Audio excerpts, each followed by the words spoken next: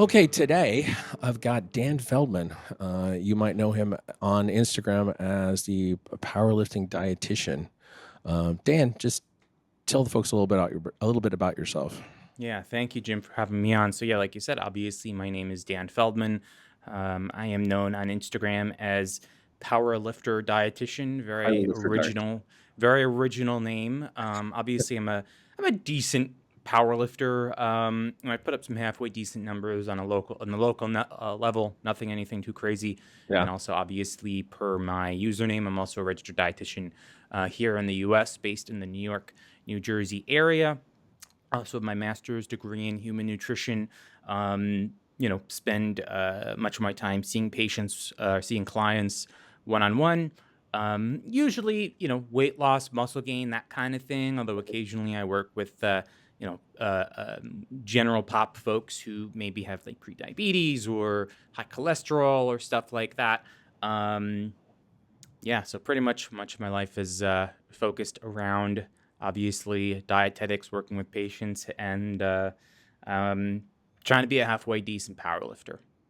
Yeah, cool. What are some of your numbers, just out of curiosity? Yeah, so in competition, my best squat is just gonna do pounds. I'm not Yeah. doing the kilo math right now. Yeah, please don't. 420, whatever the kilo equivalent. It's like 427 ish pounds Uh-huh. thereabout.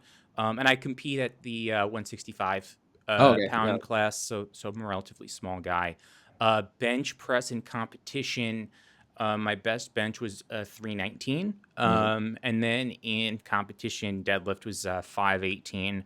I have done bench press 330 in the gym, and these days I've been doing like squats like 425. Yeah, the other day I did 426 for a triple, so decent.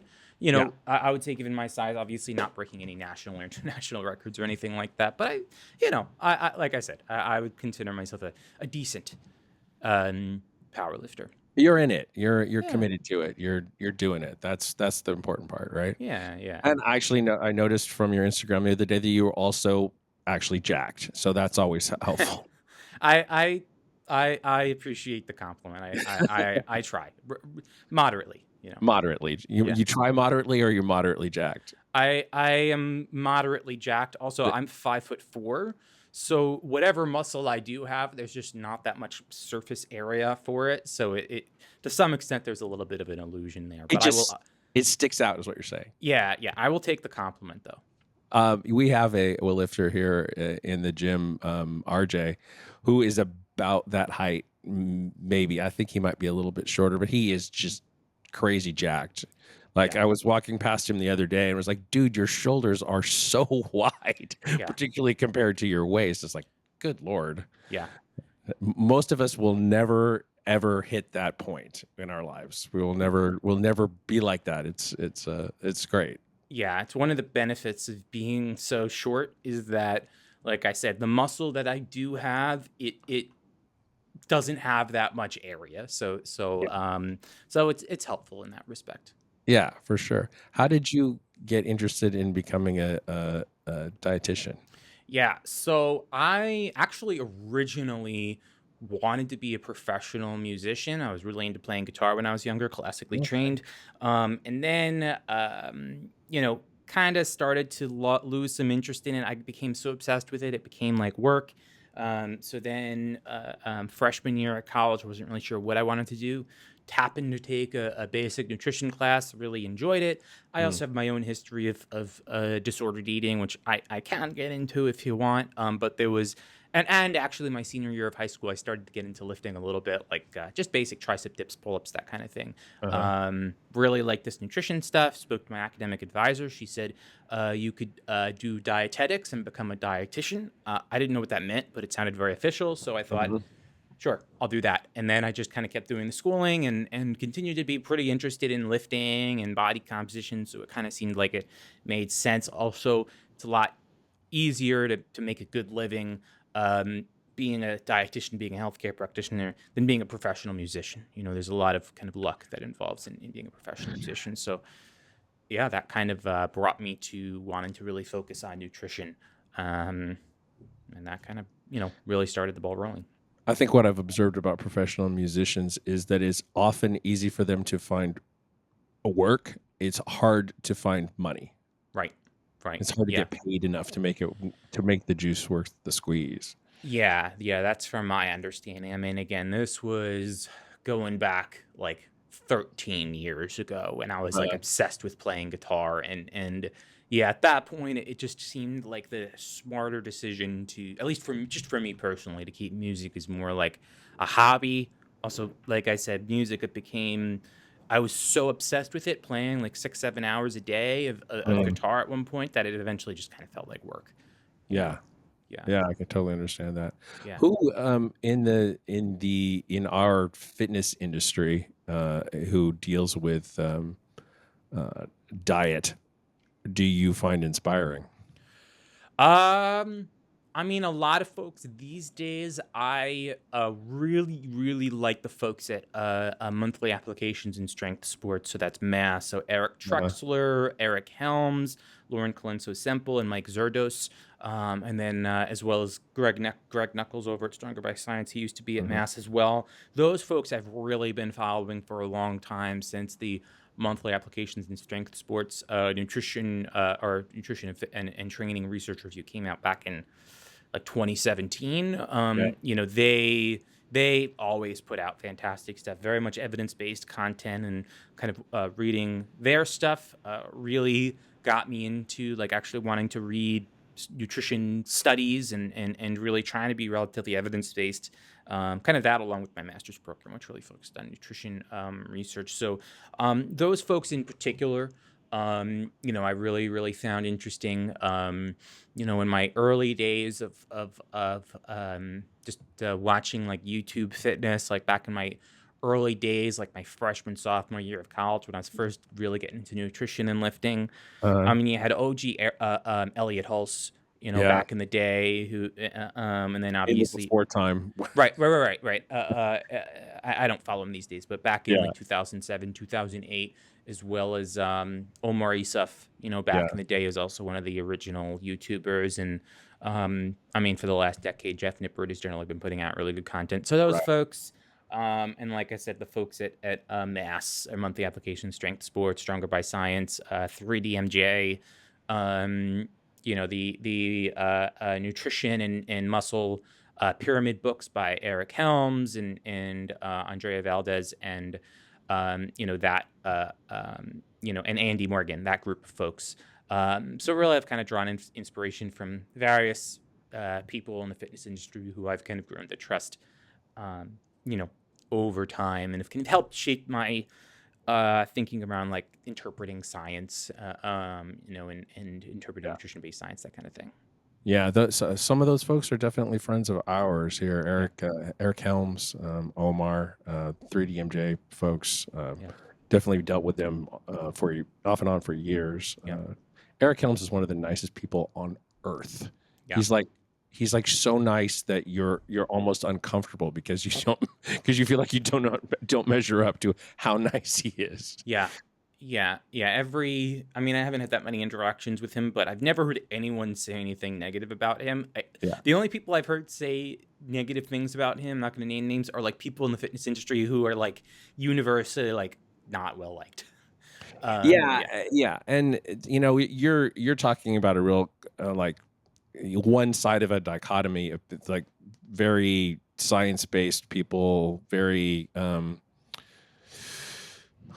contemplative in their recommendations. They don't follow they don't follow trends. They don't follow hype. They're very grounded versus like so much of the rest of fitness is just it's hype. It's made up stuff. It's fear appeals, things to appeal to your insecurity, or hacks, which is one of my least favorite words in the whole world yep, now.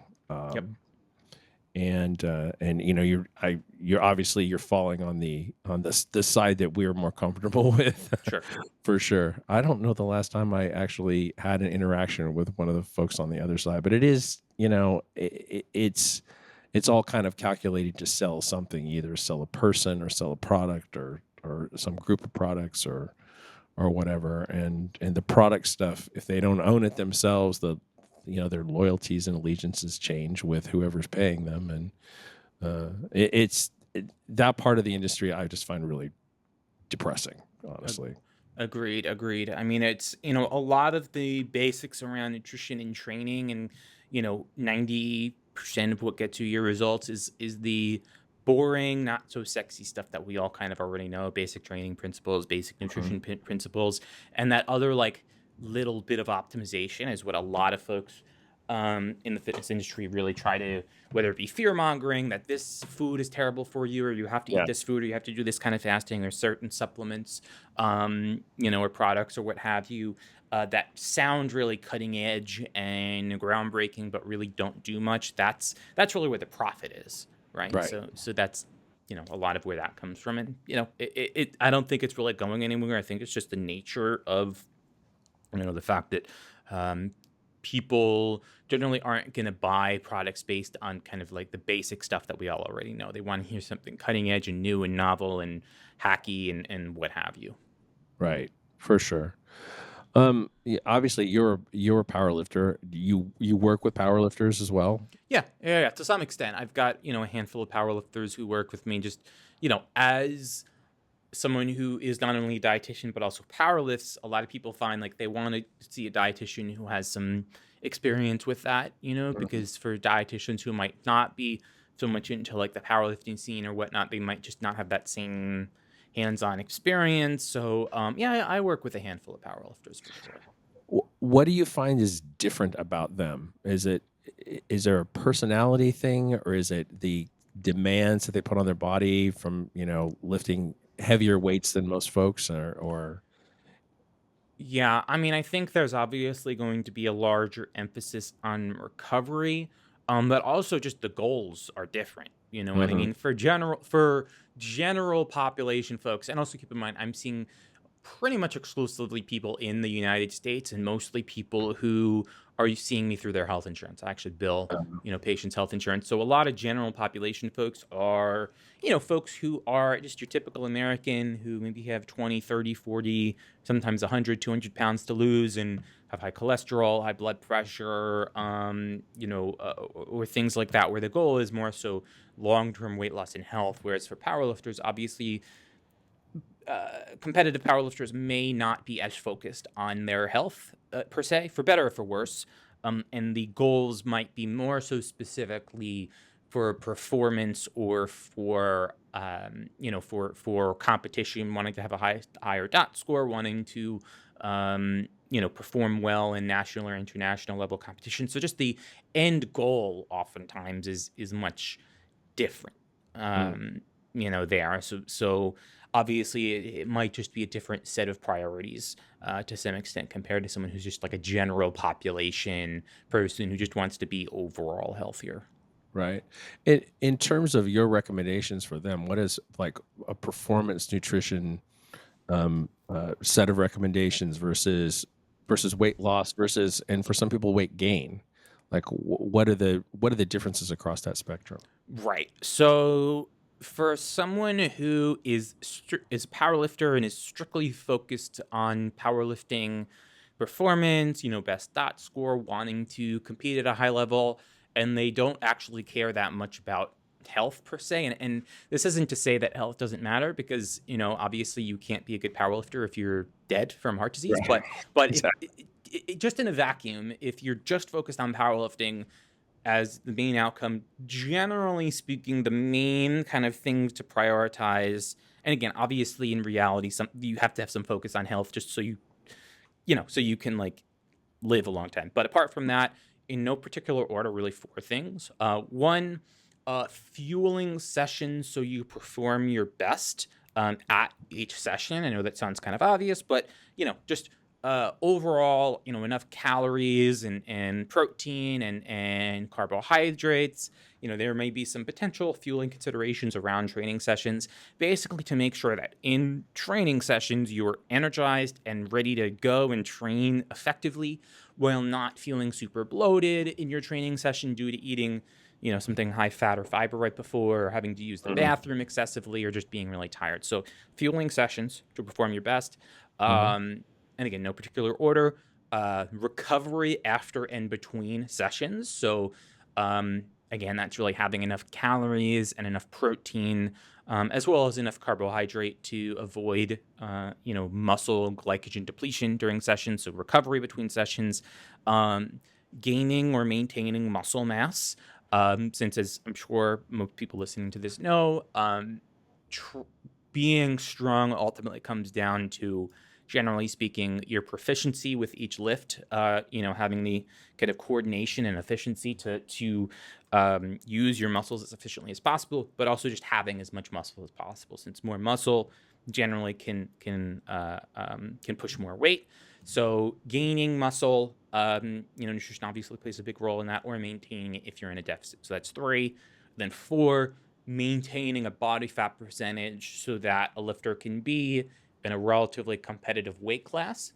So if you obviously have like an extra 100 pounds of fat, that might be disadvantageous in terms of Mm, what weight class you're in, but for also sure. not a body fat percentage that's so low that it negatively affects performance, such as by messing with your leverages or like tanking your testosterone or your energy levels so you can't perform well. So again, obviously health matters, but if you were just focused on powerlifting, it would be, again, performing your best in the gym, recovery between sessions, gaining or maintaining muscle mass, and maintaining an appropriate body fat level for your weight class. Those would generally be the 4 things strictly in terms of powerlifting you'd want to focus on.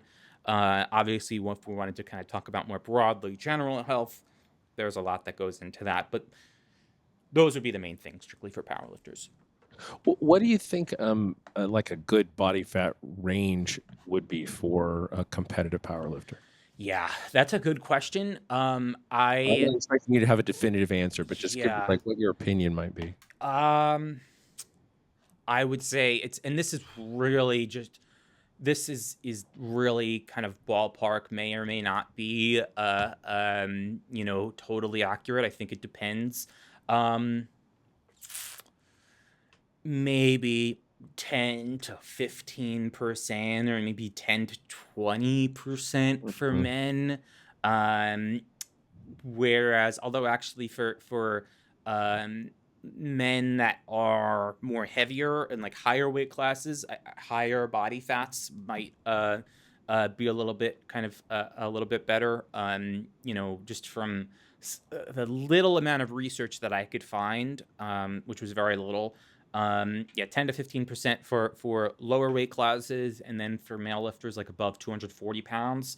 Again, this is just men I'm talking about. Yeah. Body fat percentages in like the 24 to 27% range for men who are particularly high, like who weigh more. As for women, I was able to find almost no real research. I think I found one study that it was, I want to say like 30% ballpark, but that is was based on like one study that I was able to find. So basically, I don't think there's really enough data to just kind of say firmly for sure, but I would say more so on an individual level. You'll know if you're too lean, if again it starts to really negatively affect your leverages, Mhm. or if you're just super tired in the gym. So like I said, maybe 10 to 20% for men. For women, it's going to be higher. But there's just not that much literature on that I could find. And the other piece of this is that actually measuring body fat accurately is very, very difficult unless you have access to like a DEXA. Like the home scales that, people might have, the commercial scales Yeah. that can supposedly measure body fat, those use bioelectrical impedance, BIA, um, which basically sends a electrical current through your body with the assumption that the electrical current will go faster through tissues that have more water, such as muscle, and Mm. slower in tissues that have less water, such as body fat. But hydration can dramatically affect that. Yeah. Also, if you're using most at-home scales, you just step on it. So it's really kind of more so assessing the lower body. In a laboratory setting, in a research setting, they'd have electrodes on your hands and feet. Um, so basically, very difficult to assess body fat. accurately. Some of the at-home scales can do a decent job of assessing changes over time, but in terms of just kind of figuring out exactly where your body fat percentage is, I don't think it's particularly effective to say, hey, because Dan Feldman on this one podcast said maybe men 10 to 20%, my at-home scale says 21%, then I should lose fat. You know what I mean? Yeah. We just don't have great ways of measuring it, and the threshold at which you're getting kind of too lean, whereas you're getting leaner than your body really wants to be, and then you'll see performance decrements. That also just anecdotally varies from person to person. I know some lifters who are my height who maybe they compete in like the 84s, and maybe they have like 22% body fat, but they're competing at nationals. You know what I mean? So there's a lot that really goes into that. So kind of from a practical perspective, if you're a lifter, and you're carrying some extra body fat, and most people, they know if they are, you kind of just have to see how lean you can get while still maintaining your same level of performance and still having decent energy levels and not being super hungry. So that's really kind of the best I can provide there. I think at the higher body fats, the question is like mobility. Like, can you squat comfortably? Can you get down to the bar to deadlift comfortably? That's Right. like, if you, especially for guys who had kind of a gut in the way, it is difficult to get down there and get set up well. I came into powerlifting during the geared era, and like not everyone was fat, but pretty much everyone was fat because you sort of needed that extra body weight, and it was easier and faster to put on fat than a ton of muscle. I mean, that definitely takes more time, Yep. and the gear just fit better if you were fatter. Yep. It just did, and it was more supportive and all. So that's like, I had never weighed over 200 pounds before I started powerlifting. Yeah. And it was like kind of imperative for me to get there for the gear to work. Not that I was like terribly competitive, but you try to do the best you can regardless of what your limitations are, I guess. Yeah, exactly. And I mean, definitely for squat and bench, having some degree of body fat beyond being like super lean will likely be beneficial. It'll give you a little bit more balance out of the whole, for squats to have a little bit of extra body fat, in kind of the stomach area. I know when I've gotten very lean, it's like the hole is just not a fun place to be, where you just get like no bounce, and then with bench, having a little bit of fat on your glutes or your chest can help kind of reduce the range of motion. Whereas obviously, if your stomach is too big with deadlifts, like you said, that could provide it. That can make the lift more difficult. So it's also going to vary depending on the individual and body fat distribution, which you can't really control. Yeah, for sure. Do you think that there's another type of athlete that's comparable to the requirements of a powerlifter in terms of diet and nutrition? Not necessarily. I mean, I think in kind of like a broad sense, just in terms of the requirements, in terms of having like as much muscle as possible. Obviously, you have bodybuilding, so there's going to be some overlap there. But obviously, with bodybuilding, ultimately, if you're going to be on stage, you have to be pretty much as lean as humanly possible, which is not the case for powerlifting. And you don't have to worry about performance. You can feel like absolute garbage as long as you can pose for like 2 or 3 minutes, you're good. So, I mean, I'm sure I don't really work with Olympic lifters, but if I did, I'm sure there would be some overlap there to some extent, but I can't really say for sure. But other than that, not really that I can think of. I think it's pretty unique in terms of, ultimately, you really just need to be able to do 9 singles in a day. Right. So sure. there's definitely going to be a lot of individual variation there. A question that I sort of posed to you offline before we started this, actually when we were talking about getting together, was what powerlifters should or could eat around workouts. And I will say this from the perspective of a gym owner who has a vending machine. The demand is for things like mango, like sweet and sour candies, whichever one that you're vibing with, Pop Tarts. We have low fat chips. We have all of that kind of thing, and there is really a lot of demand for just like carby stuff during workouts. What's your feeling about that? Yeah, no, I mean, it's very reasonable in general for fuel right before or during workouts. It's going to be mostly carbohydrate focused. Kind of taking a big step back in terms of just overall before, pre, and during a workout nutrition. The farther back, like hours before a workout, the more likely you're going to be including things other than just carbohydrates. So for example, going 3 to 4 hours pre-workout, that's going to be a little bit more of like your balanced meal. So a combination of carbs, protein, as well as some fat and fiber, because you're going to have a lot of that time to digest the food kind of 1 to 2 hours before. It's mostly going to be carbs and more so your kind of fast digesting carbs that are relatively low in fiber.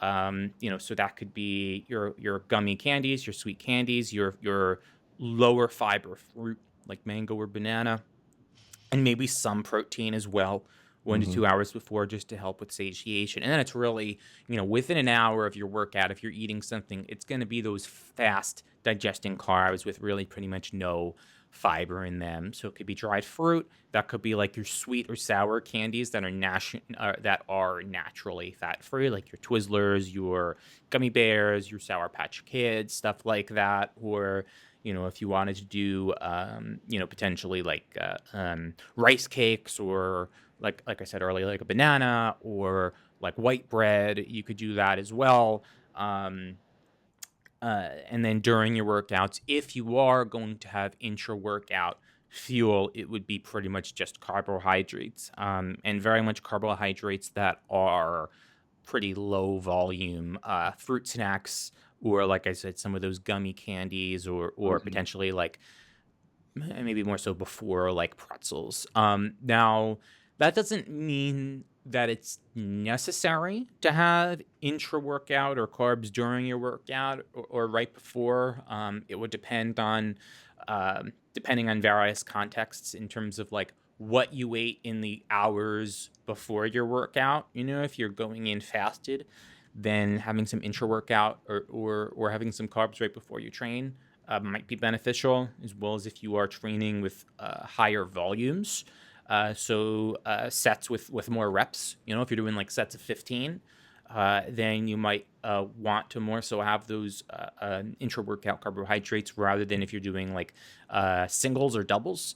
And longer workouts in general you'll tend to find that the intra-workout carbohydrates will be more likely to be beneficial, but in no way are they necessary. And again, if you're going to be doing like a workout for like an hour, maybe you've got a couple compound movements in there, but then a lot of isolation work, you may not need intra-workout carbohydrates at all. It really depends on, like I said, a lot of individual factors, which I can get into a little bit further.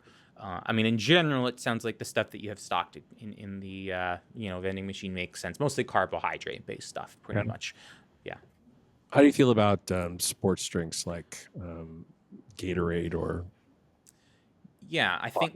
those? Yeah, so if we're talking about sports drinks that are, pretty much carbohydrate based and have some electrolytes, certainly if you're sweating during a workout, I think an electrolyte based carbohydrate sports drink, I think, is a really good idea, just to replace those electrolytes while you're working out. And, again, if you have a pretty long workout, higher volumes, then some of those carbohydrates, in quick form, such as liquid carbohydrate, can be beneficial.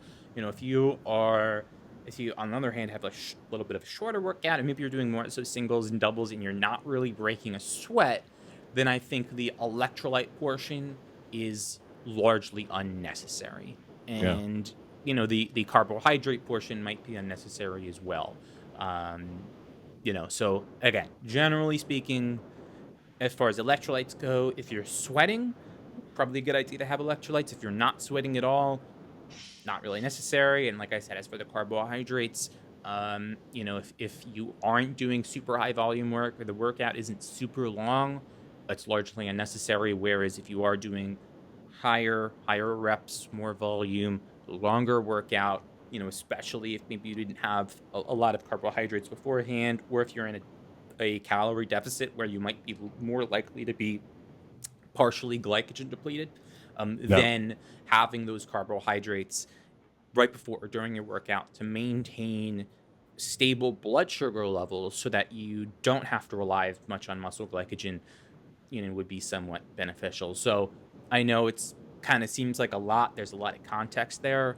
I think if you want to be, if you're a lifter and you kind of want to just be prepared, I personally always have like several packs of fruit snacks, just Welch's fruit snacks in Hmm. my bag at all times. So if I just kind of feel like I'm dragging a little bit or feeling a little bit lightheaded, or I just am feeling like slightly hungry, I can pop a couple of those.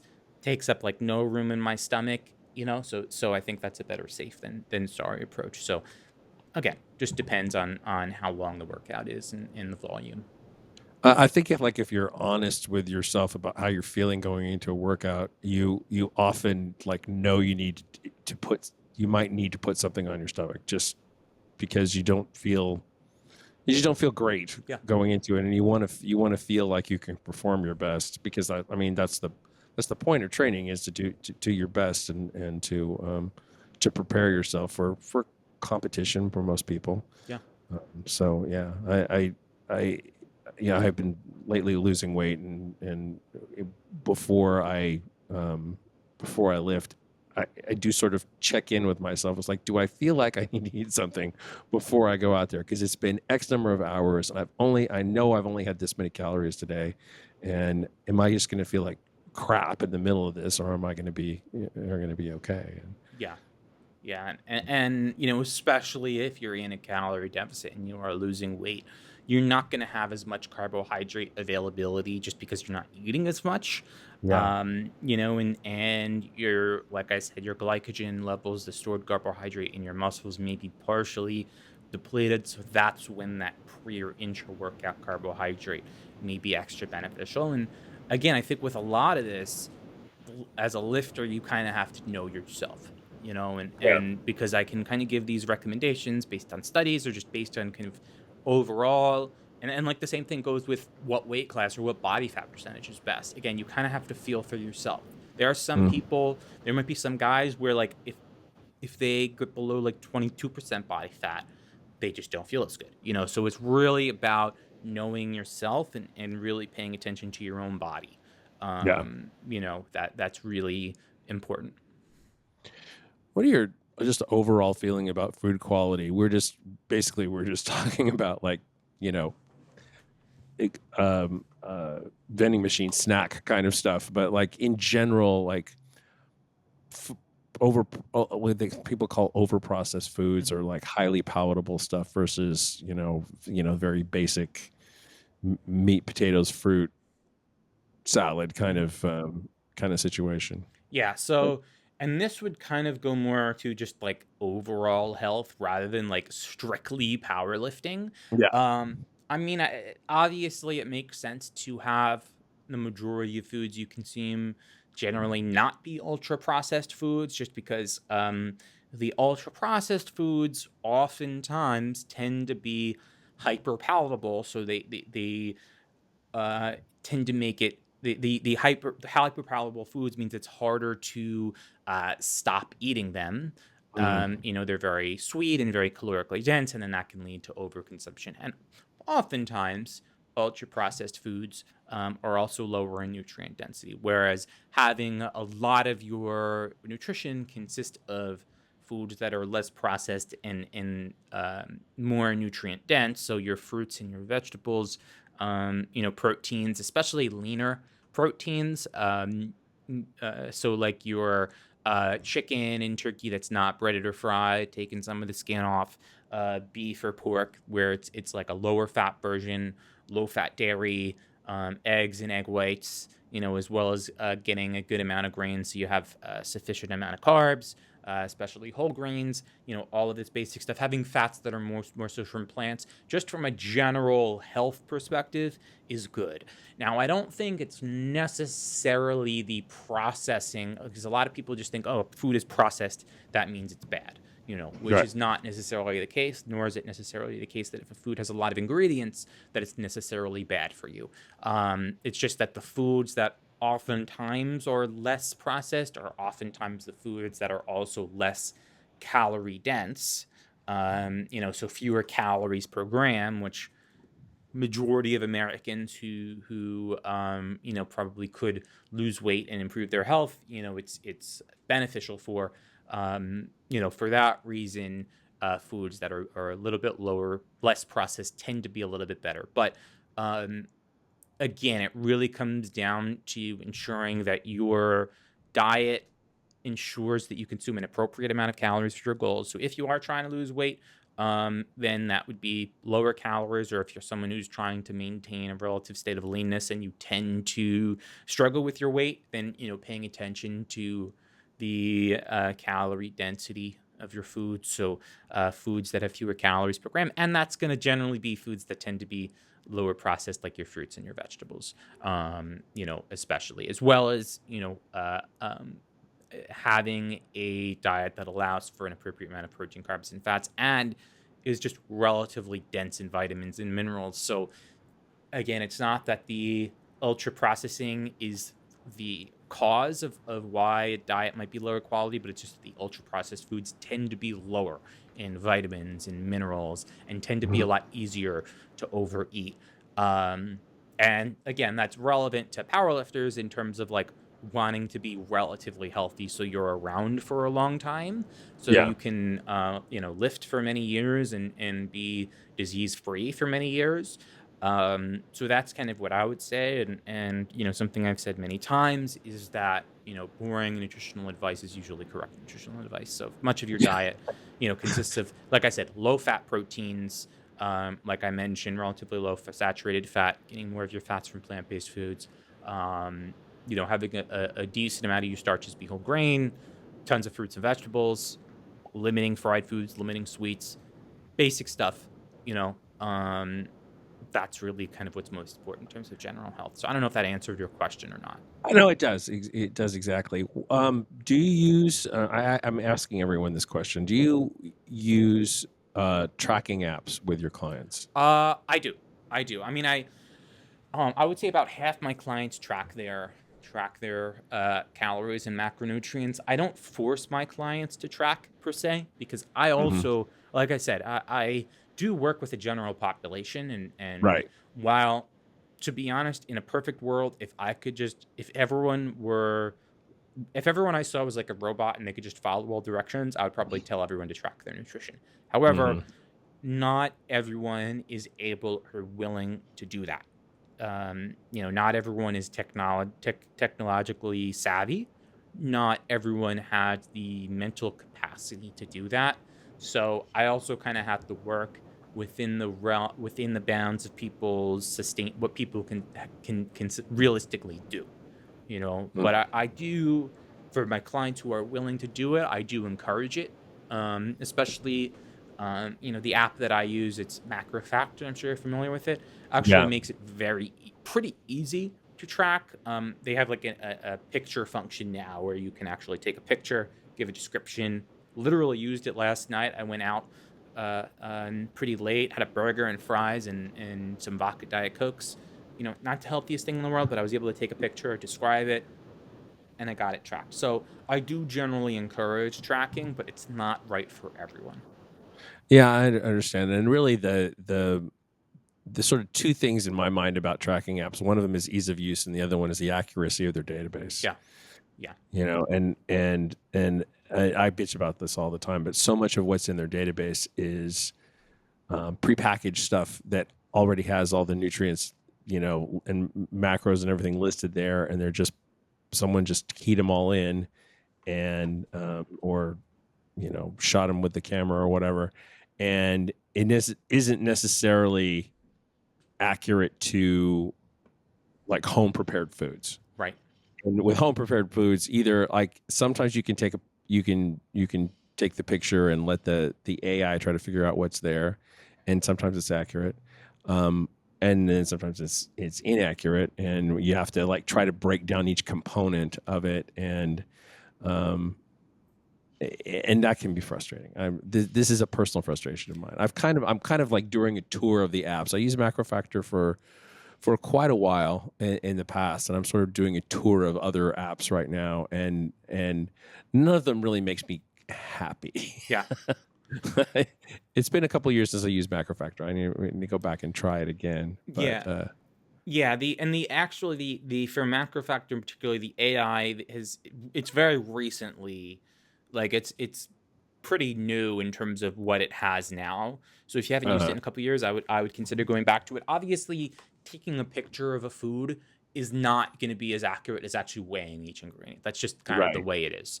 Yeah. You know what I mean? So I do generally find it helpful just because even if it's not going to be perfect, at least it's tracking something. Because with a lot of people, what happens is they, maybe they track for a few days and then they have like a meal. Like I said, I went out last night at like 11 p.m. I'm not going to bring my food scale with me to eat a burger and french fries and ketchup and all of this. But I was able to put something in, Yeah. and just keep that habit, and Mhm. I mean, what I would say to a lot of people is by initially, when you're at least at home, by going through the trouble of actually weighing things, like if you're going to make a dish, like weighing out the raw meat and weighing out each component of it and going through that process, it's annoying, yes, but after a while, it also teaches you to kind of how to be able to eyeball something and get a ballpark estimate of how many calories are in it. So that way, then if I do use the AI, may or may not be accurate, so then I can adjust it accordingly based on just kind of what I know from having Yeah. tracked accurately. So it takes work. Yeah. You know what I mean? So it's definitely not always the easiest thing in the world to do. At the same time, losing weight in general is not the easiest thing in the world to do. And there's always, It's definitely not. yeah, and there's always some degree of discomfort whenever we're trying to make a positive change. Same thing goes with lifting. If you want to be a really, really, really good powerlifter, there's going to be some degree of discomfort. You won't feel like going to the gym, but you go anyway. You know what I mean? Or you feel like kind of quitting mid-session and you keep going. That's just kind of how it is. With any sort of arduous goal, there's going to be some level of discomfort, and for some people, it might be that the tracking, at least initially, is annoying and tedious. Yeah. But sometimes we have to just do annoying and tedious things. Yeah. True enough. Yeah. True enough. Yeah. Just speaking of macros, I think that unless somebody is, and no one should ever be carnivore, Right. getting enough protein is sort of a universal problem. Right. It seems to me. Do you have any tips, tricks that would help people do that? Right. So, well, first, I would be curious as to what people think is enough protein. Obviously, That's the real question. yeah, and obviously, protein is going to be pretty important in terms of recovering, in terms of gaining muscle. However, I do think the importance of like getting exactly 1 gram per pound or whatever is a little bit overstated in that for building and maintaining muscle, like you don't want to eat low protein, but I would say that resistance training and actually having a sufficient stimulus to either grow or maintain muscle, and then two, eating enough calories so that, you can be in a calorie deficit, but not too large of a calorie deficit. Those two things are actually more important than the higher protein. The higher protein kind of facilitates those processes. So, a lot of people, they're using an app, be it MacroFactor, be it MyFitnessPal, and it says they need this high amount of protein. Maybe it says they need 200 grams and they get like 150. And they think, oh crap, I didn't hit my goal.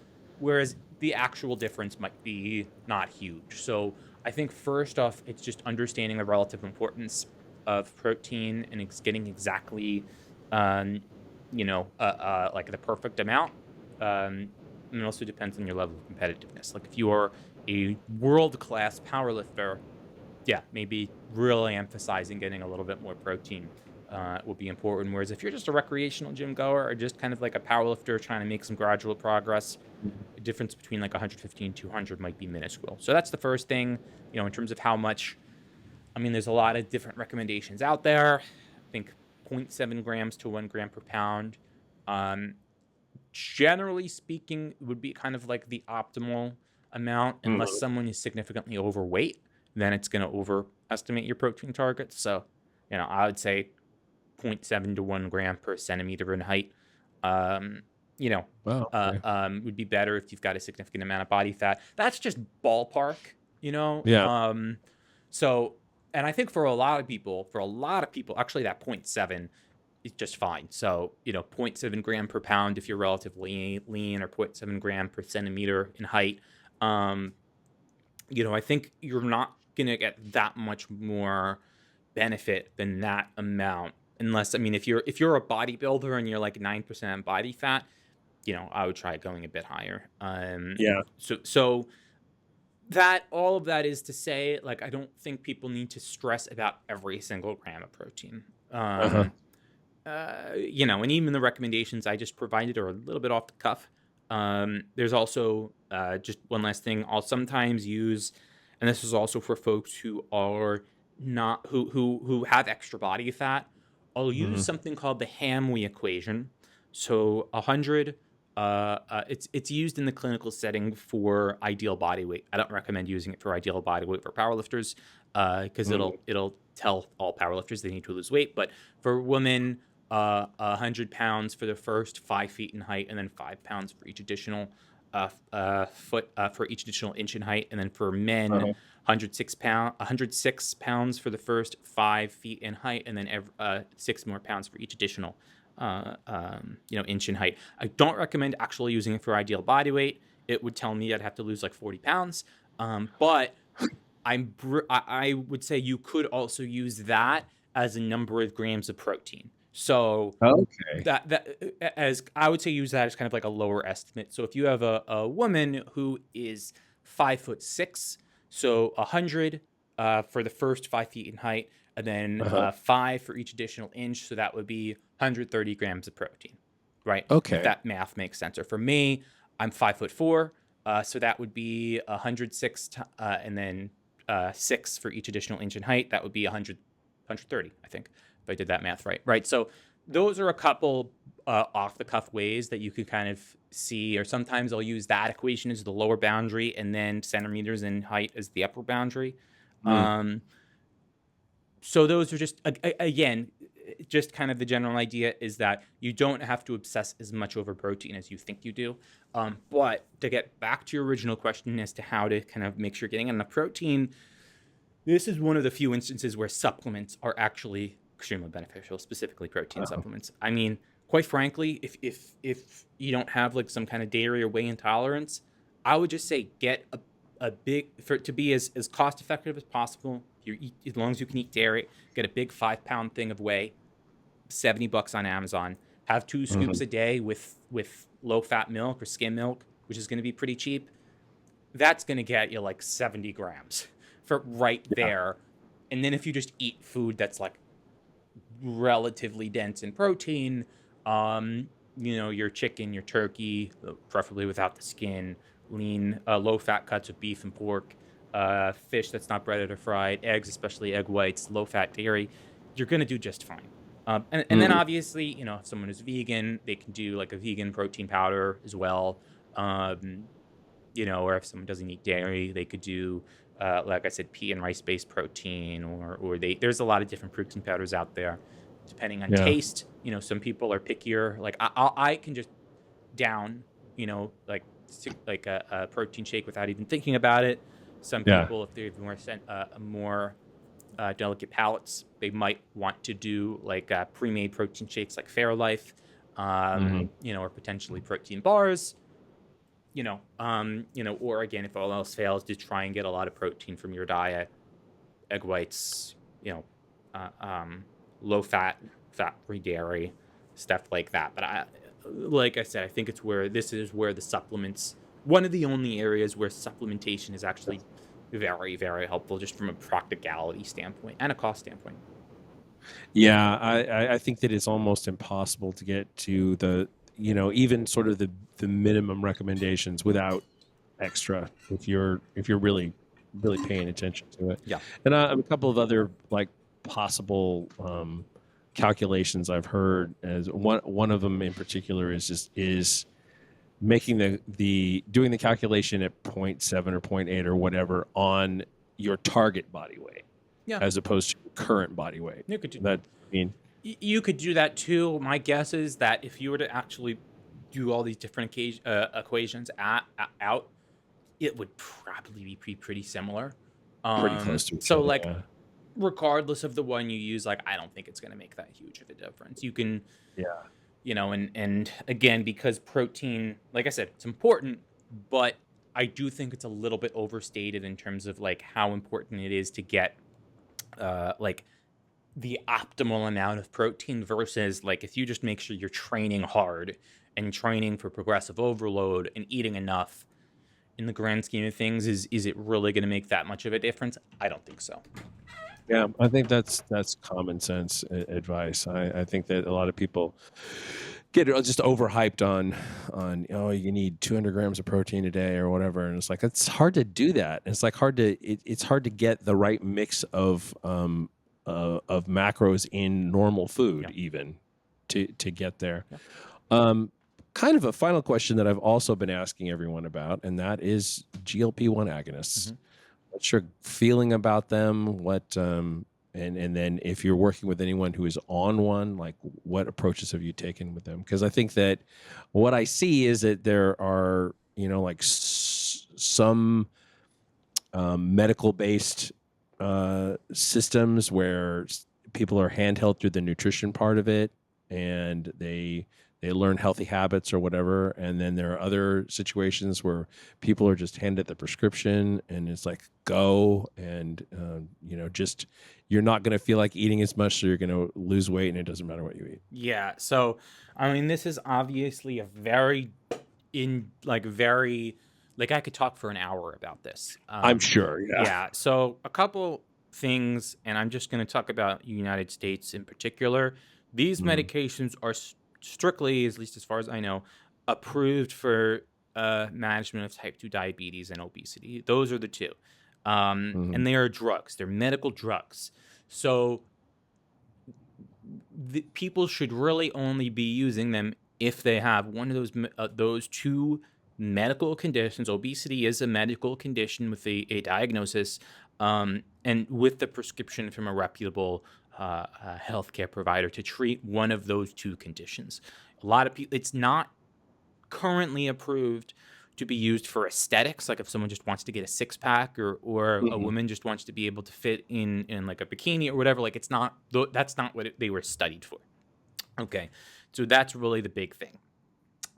Number two is, I do think that it's very important for whoever's prescribing the medication to really give a lot of context in terms of how it should be used. There should be a lot of nutrition education as well as guidance on physical activity provided alongside these prescriptions. I don't think it should just be, here's your prescription and go away. I think that would be very unfortunate if that's kind of what happens. I see a lot of clients with these medications. So, generally speaking, really the big things are, one of the big things is to, when you're on a GLP-1 medication, or one of them, tirzepatide, is actually it acts on GLP-1 and GIP, which is another hormone that can kind of assist in reducing hunger, is making sure that patients on these are doing some form of resistance training to prevent losses in muscle mass. Now, importantly, with these medications, GLP-1 medications do not cause you to lose muscle per se. But it causes you to eat less, and then you lose weight. And with any form of caloric restriction or weight loss, If you don't do any resistance training whatsoever, some portion of that weight that is lost will be muscle. It's not the GLP-1 medications in and of themselves. It's just whenever, and it's the same as if someone is losing weight from bariatric surgery. It's the same if Yeah. someone is losing weight just from diet and exercise. If you're losing weight, if you're in a calorie deficit, if you're not doing any resistance training, you will lose some muscle. And it could also be potentially detrimental to bone. So doing weight-bearing exercise, which most of your listeners are probably doing already, but a lot of general pop folks that get these medications aren't. So Right. that's really one of the big things. And then along with that, I know I just spent however much time kind of saying how like protein, it's like not the most important thing in the world, but having a reasonably high protein diet, just to further assist in the maintenance of muscle mass. Still, resistance training is the really big part. And I think this is more so for folks who aren't in the fitness space and who are getting these medications, but who don't have that fitness background. I mean, those Yeah. are really the two main big things. Otherwise, I think really the other really big piece is that you kind of have to stay on these medications forever. That's Yeah. kind of how they were made. And I think a lot of people don't understand that, and that's, a lot of people aren't comfortable with the idea of staying on a medication forever. And then when people get off these medications, unless they're really, really paying close attention to their nutritional habits and have made permanent changes in terms of how they eat, in terms of their relationship with food, so not necessarily using food as like a coping mechanism for, dealing with different emotions, and really eating a diet that's not so high in calorie dense, high palatable foods. Unless you do really, really, really good job with maintaining those habit changes, oftentimes the weight will just come right back. And that's not a knock on these medications. Just speaking to the weight management part, obesity is it's a disease and it's a chronic condition. So Hmm. these drugs are really made to stay on them forever. That's just how they are. And that's why, again, the idea of kind of people using them for aesthetic purposes, they're, like I said, they're just not really made for that. I'm not anti GLP-1 in any way whatsoever. I think these medications are actually for people who, whether it be for genetic reasons or otherwise, who've struggled with their weight literally their entire lives and are just naturally like tend to just always be thinking about food.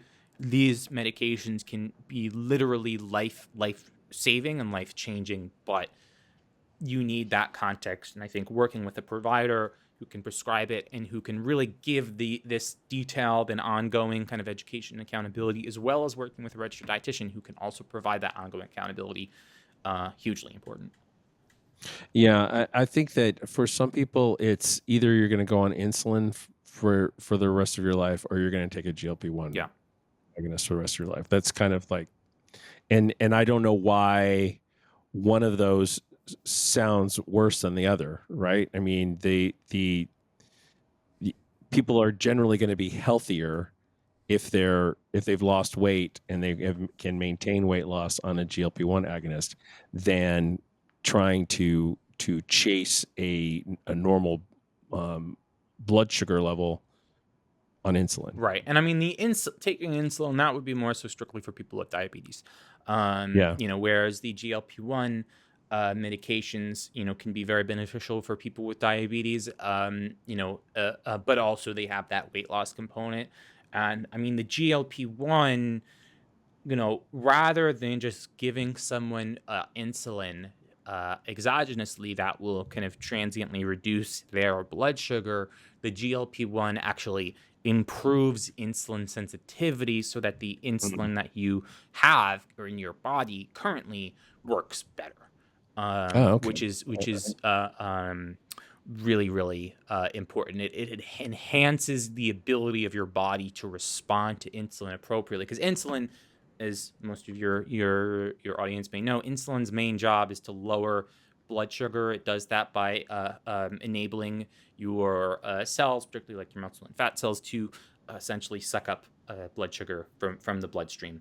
And when you have insulin resistance, your body cells don't do as good of a job as that, so you can't absorb that blood sugar as well. So insulin, you have to pump out more insulin to get your body to respond appropriately to insulin, and then eventually your pancreas can have trouble producing more insulin, and it's kind of this whole cascade effect. Whereas the GLP-1, especially the tirzepatide, which is also known as Manjaro or Zepbound, it actually works on two different hormones. Like I said, GLP-1 and GIP. Yeah.